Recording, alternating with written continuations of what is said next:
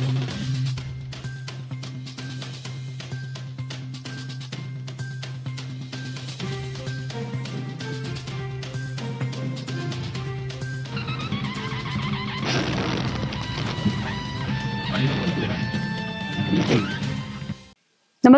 आपण पाहता हिरकणी न्यूज.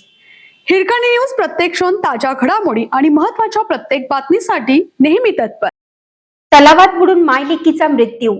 मणिराजुरी तालुका तासगाव येथे तलावात पाय घसरून पडून मायलेकीचा मृत्यू झाल्याची घटना बुधवारी दुपारी घडली.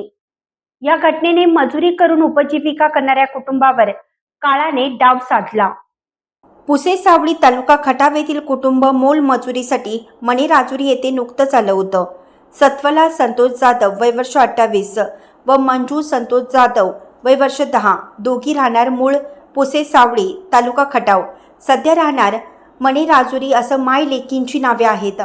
सत्वला या पती संतोष यांच्यासह मंजू, अंजू, अविनाश, रोहित या 4 मुलांसह मोल मजुरी करण्यासाठी 1 महिन्यापूर्वी मणिराजुरी येथे आल्या होत्या.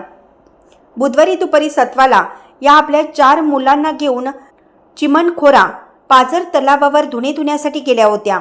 सत्वाला या धुणे धुत असताना मंजू ही आंघोळ करण्यासाठी पाण्यात उतरली. तिचा पाय घसरून ती खोल पाण्यात बुडू लागली.